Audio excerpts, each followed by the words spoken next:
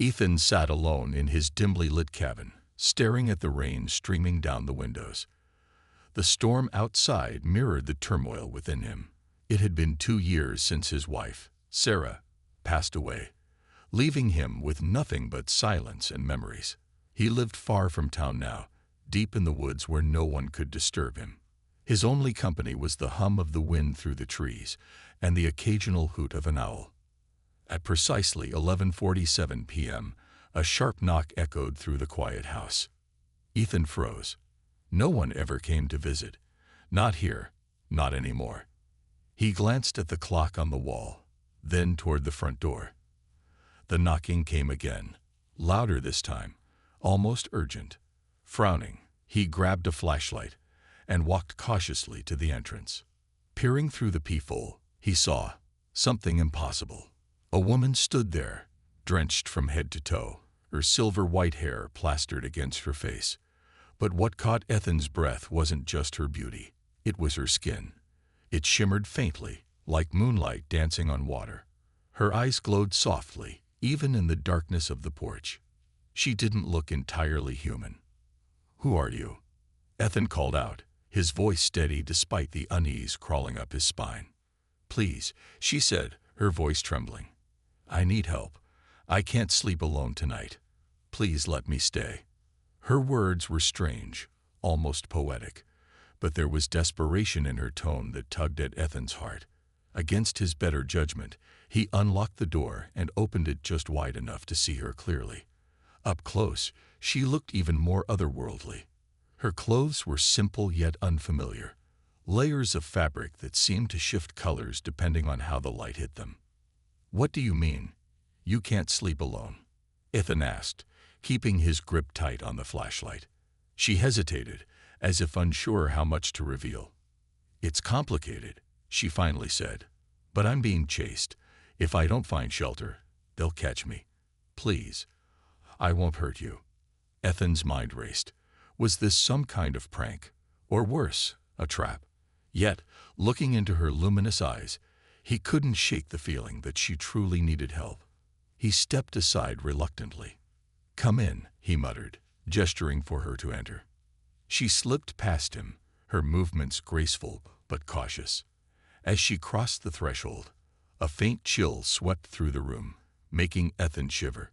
He closed the door quickly, locking it behind them. For a moment, neither of them spoke. The sound of the rain pounding against the roof filled the awkward silence. "I'm Ethan," he said eventually, setting the flashlight on the table. "And you are?" "Lyra," she replied, her voice barely above a whisper. She hugged herself tightly, her glowing skin dimming slightly as though reflecting her fear. "Thank you for letting me in. I know this must seem strange." "You could say that," Ethan replied dryly.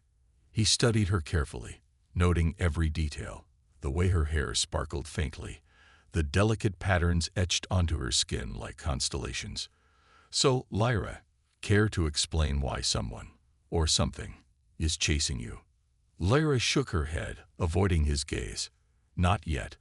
All I can tell you is that I'm different, and my kind doesn't take kindly to differences." Before Ethan could press further, a loud clap of thunder rattled the windows, making them both jump. Lyra flinched visibly, her hands clutching her arms tighter. In that moment, she looked so fragile, so vulnerable, that Ethan felt a pang of sympathy. Whoever, or whatever, she was scared. And maybe, just maybe, she really did need his help. "All right," Ethan sighed, running a hand through his hair. "You can stay until the storm passes, but you owe me answers." Lyra nodded gratefully, her glowing eyes softening. "Thank you, Ethan. You won't regret this." As she followed him deeper into the cabin, Ethan couldn't shake the feeling that his life was about to change forever. After their tense conversation in the kitchen, Ethan decided it was time to call it a night. The storm showed no signs of letting up, and Lyra looked exhausted, her glowing skin dimming further with each passing minute. Still wary but unwilling to leave her alone, Ethan offered her the spare bedroom at the end of the hall. "There's fresh bedding in there," he said, gesturing toward the door. "You can rest for now. We'll figure things out tomorrow." Lyra hesitated, her luminous eyes flickering with uncertainty. "Are you sure? I don't want to cause trouble." "It's fine," Ethan replied firmly, though his tone betrayed a hint of unease. "Just try not to break anything while you're dreaming." She managed a small smile, though it didn't quite reach her eyes. "I'll do my best." Once Lyra disappeared into the guest room, Ethan retreated to his own bedroom down the hall. He closed the door behind him and leaned against it, exhaling deeply. His mind raced with questions about Lyra, her world, her pursuers, and what exactly she meant by disturbances. Despite his skepticism, he couldn't deny that something strange had happened in the kitchen earlier. The spoon moving on its own wasn't normal, no matter how much he wanted to rationalize it away. Ethan climbed into bed, pulling the blanket over himself as thunder rumbled outside. Sleep came slowly, his thoughts swirling like the storm beyond his window. Just as he began to drift off, however, he felt it. A sudden chill in the air, followed by an odd sensation, as if someone were whispering directly into his ear. At first, the whispers were faint, almost melodic, but they grew louder and more insistent. Ethan opened his eyes, heart pounding, and found himself standing in a vast, endless void. The walls of his bedroom were gone, replaced by an expanse of darkness dotted with faint stars. In the distance, shadowy figures loomed, their shapes shifting and writhing unnaturally. They seemed to be reaching for him, their movements slow yet deliberate. Then he saw her, Lyra. She stood far ahead, illuminated by her own soft glow, staring at him silently. Her lips moved, but no sound came out. Though her expression was calm, Ethan could feel waves of fear radiating from her. He tried to call out to her, but his voice wouldn't work. The shadows crept closer, their presence suffocating, and Ethan realized with growing dread that he couldn't wake up. Suddenly, the dream shifted. Ethan jolted awake, drenched in sweat and gasping for breath. His room was dark and silent, save for the steady patter of rain against the windows. For a moment, he thought it had all been just a nightmare, until he noticed a faint light spilling through the crack under his door. Heart racing, Ethan swung his legs over the side of the bed and grabbed the flashlight from his nightstand. He opened the door cautiously, shining the beam down the hallway. The light revealed Lyra sitting cross-legged on the floor outside his room, her glowing skin casting soft shadows along the walls. She looked up at him, guilt etched across her face. "I'm sorry," she whispered, her voice trembling. "I tried to keep it contained, but your dreams, they pulled me in." "What are you talking about?" Ethan demanded, his grip tightening on the flashlight. "What did you do to me?" "It wasn't intentional," Lyra insisted, standing up quickly.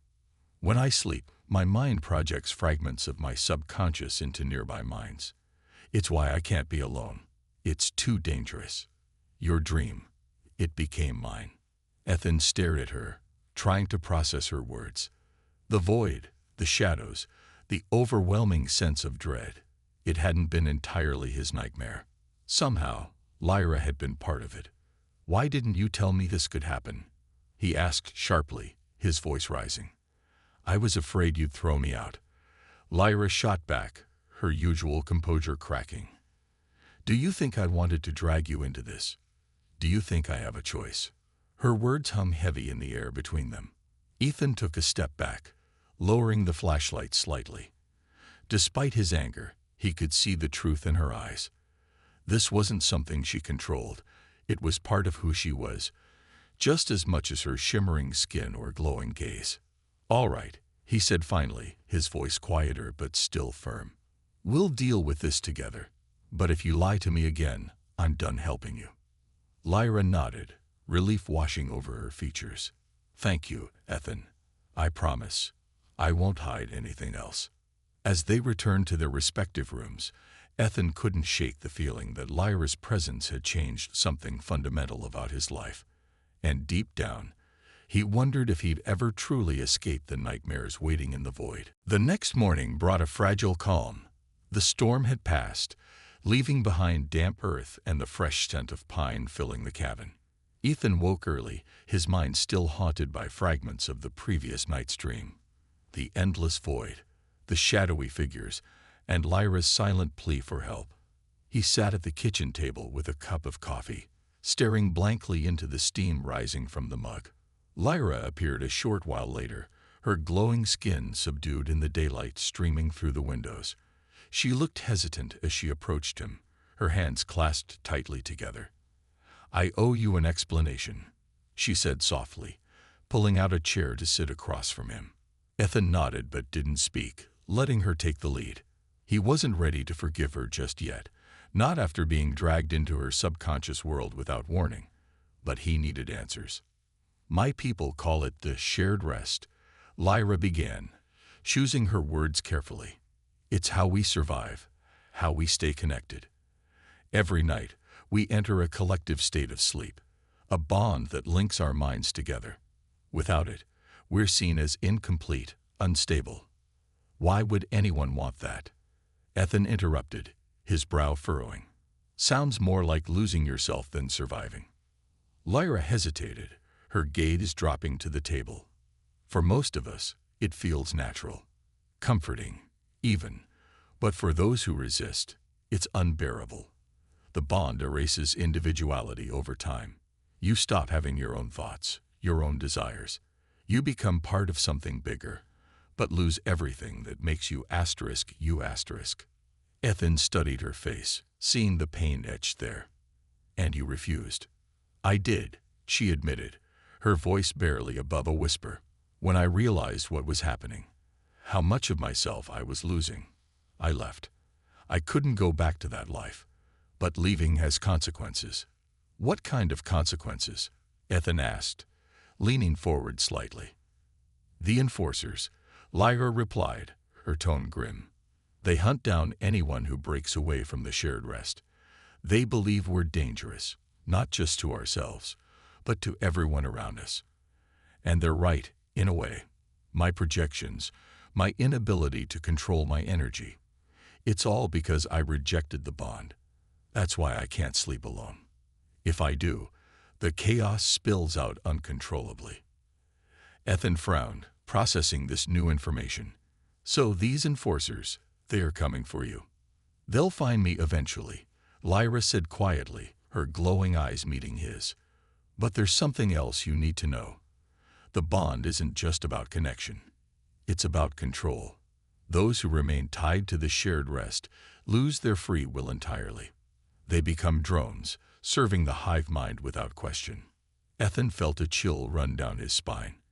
"You think they'd try to bring this system here to Earth?" Lyra nodded solemnly. "If they discover humans, they might see them as candidates for the bond. Imagine billions of minds linked together, stripped of individuality. It's horrifying and irreversible." As she spoke, Ethan noticed subtle changes in the room.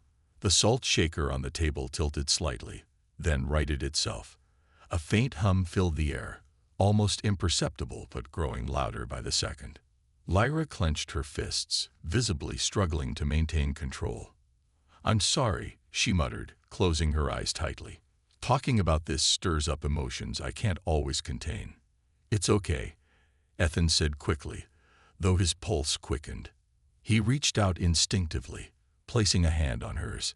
To his surprise, the humming stopped instantly, and the tension in the room eased. Lyra opened her eyes, looking startled. "You calmed me." Ethan pulled his hand back awkwardly. "Guess we make a good team." Despite the levity in his tone, both of them knew the truth. Whatever peace they found now was temporary. The enforcers were out there, and sooner or later, they'd come knocking. For now, though, Ethan resolved to help Lyra uncover a way to fight back. Her secrets were dangerous, but so was the alternative. 2 days passed in uneasy quiet. Ethan and Lyra spent their time researching, brainstorming, and preparing for the inevitable. Lyra explained more about her people's technology, how they could manipulate energy fields to track those who resisted the shared rest. She also warned Ethan that the enforcers weren't just skilled hunters. They were capable of bending reality itself, warping environments to disorient and trap their prey. "They'll come soon," Lyra said one evening as she paced nervously near the window. Her glowing skin pulsed faintly with anxiety. "I can feel it." Ethan looked up from his laptop, where he'd been poring over physics theories related to energy manipulation. "Then we need to be ready." Lyra nodded, though doubt lingered in her eyes. "They're stronger than me, stronger than anything you've ever faced." "We'll find a way," Ethan replied firmly. He refused to let fear take hold, not when so much was at stake. That night, the first signs appeared. As Ethan sat on the couch reading through notes, the lights in the cabin flickered violently. At first, he thought it was just another power surge caused by the storm earlier in the week. But then the air grew heavy, charged with an unnatural tension. Objects began shifting on their own. A book slid off the shelf, a chair scraped across the floor, and whispers filled the room, growing louder with each passing second. "Lyra!" Ethan shouted, jumping to his feet. She emerged from the hallway, her expression grim. "They're here." Before either of them could react, the front door burst open without a touch. A gust of icy wind swept into the cabin, carrying with it 3 towering figures cloaked in shadowy armor. Their forms shimmered unnaturally, as if they existed partially out of phase with reality. Their eyes glowed a cold, piercing blue, locking onto Lyra like predators spotting their quarry. "You cannot run forever," one of them intoned, its voice echoing, as though spoken by multiple beings at once. "Return to the bond, or face oblivion." Lyra stepped forward, her hands trembling but her voice steady. "I won't go back. I won't let you destroy what makes me me." The lead enforcer tilted its head, studying her with detached curiosity. "Your resistance is futile. The hive mind ensures harmony. Individuality breeds chaos, and control breeds slavery," Ethan interjected, stepping beside Lyra despite the terror clawing at his chest. "Leave her alone." The enforcer turned its gaze toward him, and Ethan felt as though his very soul was being weighed and found wanting. "You are irrelevant, human. Step aside." "No," Ethan said firmly, surprising even himself. "If you want her, you'll have to go through me." For a brief moment, the room fell silent. Then the enforcers moved, their bodies blurring as they shifted positions impossibly fast. Reality seemed to bend around them. The walls stretched outward, the floor rippled like water, and gravity fluctuated wildly. Ethan stumbled, struggling to stay upright, as the world twisted around him. Lyra grabbed his arm, steadying him. "We can't fight them directly," she whispered urgently. "We need to disrupt their connection to the hive mind." "How?" Ethan asked, his voice strained as he fought against the chaos. "My fragment," Lyra replied, her glowing eyes locking onto his. "It holds the original consciousness of my people, the part of us that existed before the bond. If we activate it, it could sever their link to the hive mind. But it requires immense energy. Energy I might not survive channeling." Ethan stared at her, torn between horror and determination. "There has to be another way." "There isn't," Lyra said simply. "Trust me, Ethan. This is the only chance we have." As the enforcers closed in, their weapons humming with lethal energy, Ethan made his decision. He nodded sharply, gripping her hand tightly. "Do it. I'll help however I can." Lyra smiled faintly, gratitude shining in her luminous eyes. Together, they braced themselves for what came next. The cabin dissolved further into chaos, the boundaries between dimensions blurring as the enforcers unleashed their full power. But amidst the madness, Ethan focused on one thing: protecting Lyra, and stopping the hunters from spreading their oppressive system to Earth. No matter the cost. The cabin was no longer a safe haven. Reality itself seemed to unravel under the enforcers' influence. The walls stretched impossibly thin, twisting into shapes that defied logic. Furniture floated midair, spinning slowly as though caught in an invisible current. Gravity shifted unpredictably. Ethan found himself stumbling sideways one moment, only to feel his feet drag downward the next. Through it all, Lyra stood resolute, her glowing form steady amidst the chaos. "Stay close," she shouted over the cacophony of distorted whispers and groaning wood. Her hand remained firmly clasped in Ethan's, grounding him against the disorienting assault on his senses. The lead enforcer raised its arm, and a wave of dark energy surged toward them. Ethan instinctively pulled Lyra behind a toppled table just as the blast shattered the windows, sending shards of glass spiraling through the air like deadly rain. "We don't have much time," Lyra yelled, her voice trembling but determined. "Activate the fragment now, or they'll overwhelm us." "How?" Ethan demanded, gripping her shoulders tightly. "What do I need to do?" Lyra reached into the folds of her shimmering garment and pulled out a small crystalline object, a shard of translucent material that pulsed faintly with light. It looked fragile, yet Ethan could feel an immense power radiating from it. "This is the fragment," Lyra explained quickly, pressing it into his hands. "Channel your focus into it.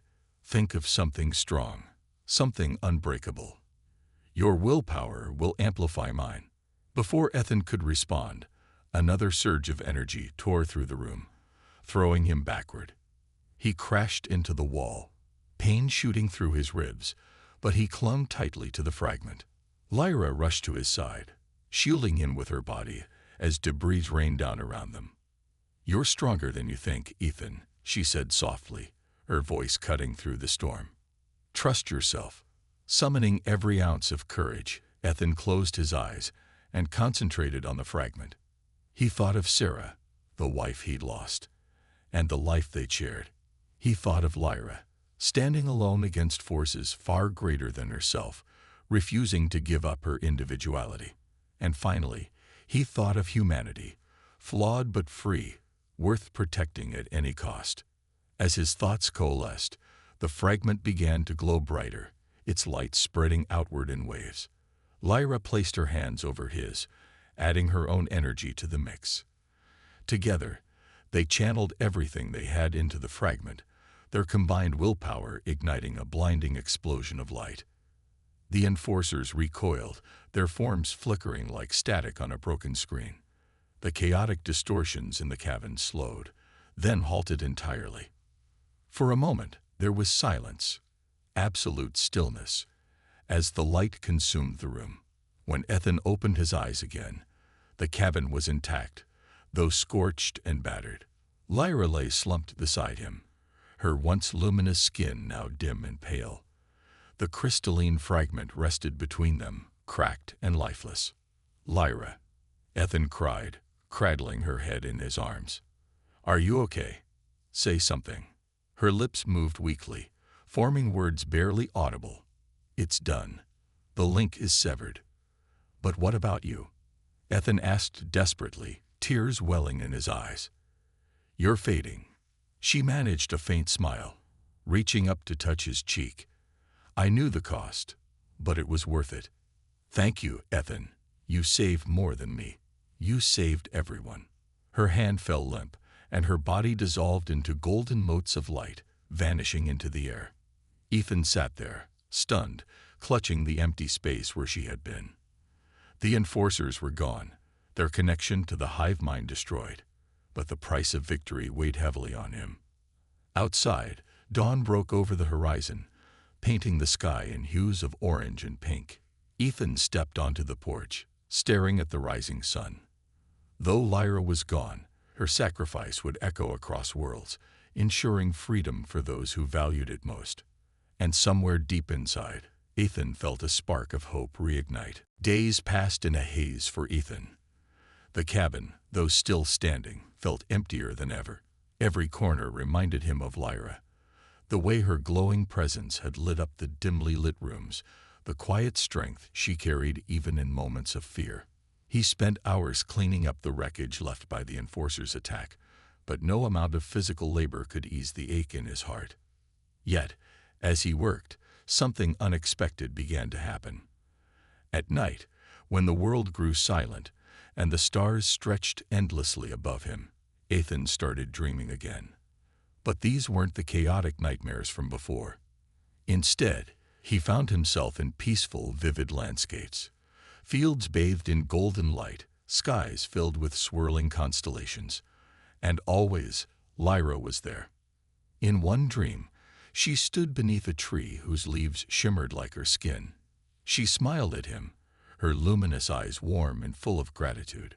"Thank you, Ethan," she said softly. "You gave me back my freedom, and saved others from losing theirs." "But at what cost?" Ethan asked, his voice heavy with emotion. "I couldn't save you. You did," Lyra replied gently. "My essence lives on, not just in your memories, but in the fragment I left behind. It's a seed now, a beginning for those who seek individuality over control." Ethan woke with tears streaming down his face, yet he felt a strange sense of peace. On the bedside table beside him lay the cracked crystalline fragment Lyra had entrusted to him. It no longer glowed, but when he held it in his hand, he could feel a faint pulse, as if it were alive. Determined to honor Lyra's sacrifice, Ethan decided to share her story. Using his knowledge as an astrophysicist, he wrote about the dangers of the hive mind and the importance of preserving free will. His writings gained attention, not just among scientists, but also among philosophers and activists worldwide.